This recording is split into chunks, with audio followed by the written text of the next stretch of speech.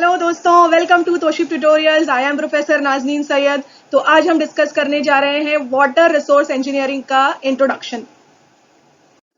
Water resource engineering हमारे MSBT के हिसाब से डिप्लोमा इन सिविल इंजीनियरिंग का 5th सेमेस्टर का सब्जेक्ट है, जिसमें हमारे पास जो भी वाटर रिसोर्सेस है, फॉर एग्जांपल रिवर, लेक्स या पॉन्ड्स, उन वाटर रिसोर्सेस को हम मैनेज करते हैं एंड उनका कंजर्वेशन किया जाता है ना। अब ये कंजर्वेशन किस तरह से किया जाता है? By constructing the hydraulic structure, ताकि उस हाइड्रोलिक स्ट्रक्चर में जो वाटर हमने कंजर्व किया है, स्टोर किया है, हम उस वाटर को हमारे रिक्वायरमेंट के हिसाब से यूज कर सके। For example for the drinking purpose, for agricultural production, या फिर हमें किसी एरिया में इलेक्ट्रिसिटी जनरेट करना है। तो चलिए देखते हैं syllabus.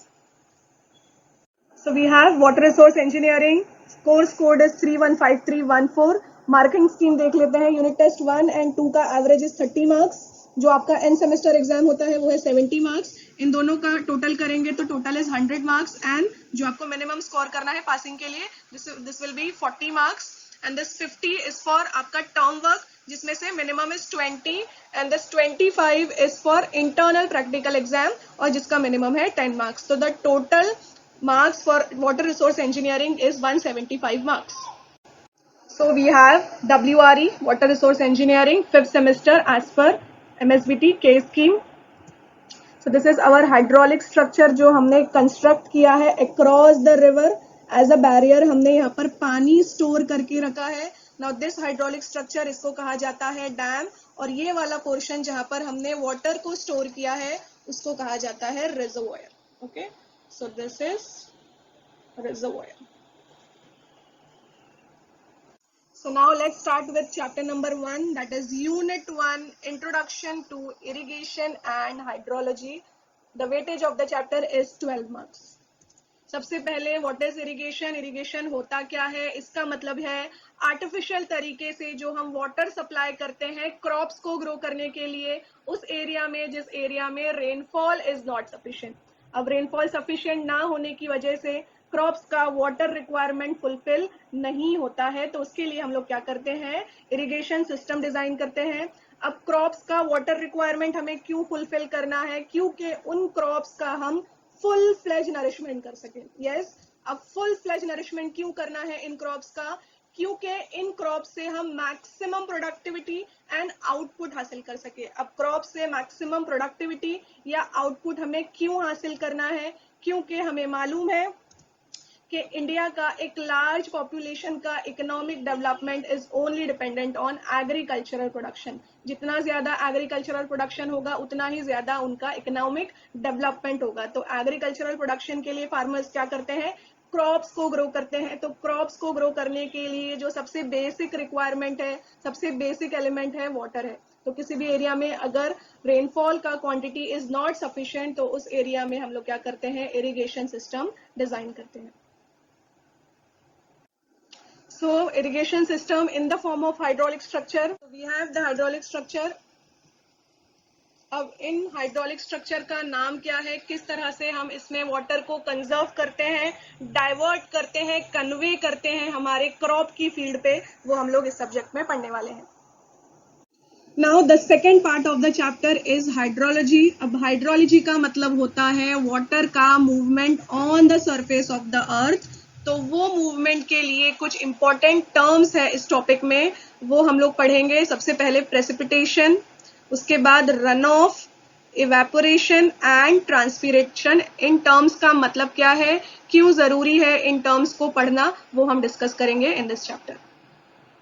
Now the second chapter is crop water requirement and reservoir planning. तो दो पार्ट्स में चैप्टर डिवाइडेड है and the weightage of the chapter is 16 marks। तो सबसे पहले depending upon the types of crop उनका क्या वाटर रिक्वायरमेंट का पैटर्न है वो हम इस टॉपिक में समझेंगे। जैसे कि फॉर एग्जांपल मैंने स्टेजेस डिवाइड किया है यहाँ पे क्रॉप्स के। This is stage number 1, 2 and 3। तो स्टेज 1 में उस क्रॉप का क्या रिक्वायरमेंट ऑफ वाटर था वो हमने सप्लाई कर दिया। अब ड्यूरिंग दिस स्टेज या आफ्टर दिस स्टेज जब हमने वाटर सप्लाई कर दिया, इस फेज पे है ना, स्टेज 2 के पहले तक जो हमने वाटर सप्लाई किया है ना, इन दिस फेज वो क्रॉप क्या करेगा? पानी को इस्तेमाल करेगा, कंज्यूम करेगा। वापस से इन स्टेज 2 वाटर रिक्वायरमेंट आ गया है क्रॉप्स का, तो हमने अगेन वाटर सप्लाई शुरू कर देना है। वाटर सप्लाई शुरू कर दिया मैंने, क्रॉप ने वाटर को कंज्यूम करना शुरू किया, कहाँ तक, स्टेज 3 तक, एंड वापस से एट स्टेज 3 क्रॉप का वाटर रिक्वायरमेंट आ गया, तो हमने वाटर सप्लाई किया है। तो बेसिकली हमें क्रॉप का वाटर रिक्वायरमेंट का पैटर्न समझना है और उसके हिसाब से कंट्रोल्ड वे में उन क्रॉप्स को ग्रो करने के लिए, उनका फुल फ्लेज नरिशमेंट के लिए हम लोग वाटर को सप्लाई करेंगे एक कंट्रोल्ड इरिगेशन सिस्टम के जरिए। और इस टॉपिक में हम कुछ इंपॉर्टेंट टर्म्स भी पढ़ने वाले हैं। सबसे पहले crop period and base period, उसके बाद duty and delta and numericals on crop water requirement या फिर डिजाइन डिस्चार्ज ऑफ कैनाल भी हम लोग इसको कहते हैं।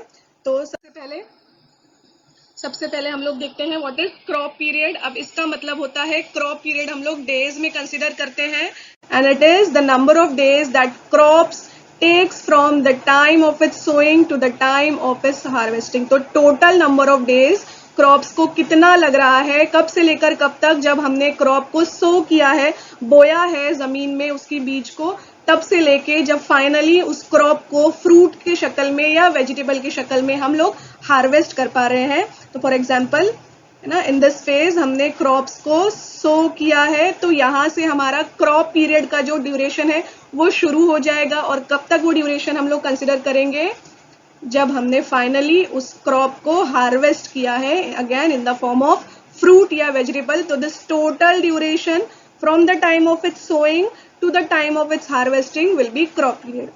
तो इसी तरह से आगे के भी जो इंपॉर्टेंट टर्म्स है वो हम लोग इस चैप्टर में देखने वाले हैं in this topic which is crop water requirement. Now what about reservoir planning. मैंने अभी वीडियो के शुरुआत में आपको बताया, जो रिवर के अक्रॉस में हम बैरियर कंस्ट्रक्ट करते हैं इन द फॉर्म ऑफ डैम, उस पानी को स्टोर करने के लिए जो रिवर से आ रहा है, फॉर एग्जाम्पल रिवर से आ रहा है, उस बॉडी को कहा जाता है रिजर्वॉयर। अब इस टॉपिक में हम लोग पढ़ेंगे रिजर्वॉयर का प्लानिंग कैसे होना चाहिए और उसको डिजाइन करने के लिए कौन से फैक्टर्स हमें कंसिडर करना है। This will be the second part of the chapter. और वेटेज आप देख सकते हैं 16 मार्क्स है, तो बिल्कुल भी हमें इस चैप्टर को स्किप नहीं करना है। दो इंपॉर्टेंट न्यूमेरिकल्स पूछे जाते हैं इस चैप्टर में से और दोनों 6-6 मार्क्स के लिए आता है। Now we have chapter number 3, that is dams and spillways. The weightage of the chapter is 18 marks. अब इस चैप्टर में हम लोग देखेंगे the classification of dams. So we have the classification of dams according to its uses, hydraulic design and construction material. तो ये उसका example है, I mean classification है। इसका डिटेल्ड कंटेंट, डिटेल्ड टॉपिक हम इस टॉपिक में डिस्कस करेंगे। कुछ यूजेस मैंने डैम को कंस्ट्रक्ट किस वजह से किया जाता है उसके कुछ यूजेस मैंने यहाँ पे शो किया है। फॉर एग्जांपल इरिगेशन के लिए, जैसे कि मैंने अभी डिस्कस किया, आर्टिफिशियली हमें वाटर सप्लाई करना है क्रॉप्स को ग्रो करने के लिए, तो वो एक रीजन है डैम्स को कंस्ट्रक्ट करने का। हाइड्रो इलेक्ट्रिक पावर को जनरेट करने के लिए जो इलेक्ट्रिसिटी हमें जनरेट करना है उसको कहा जाता है हाइड्रो इलेक्ट्रिक पावर, तो वो हम लोग डैम के जरिए, डैम में जो स्टोर्ड वाटर है उसके जरिए जनरेट कर सकते हैं।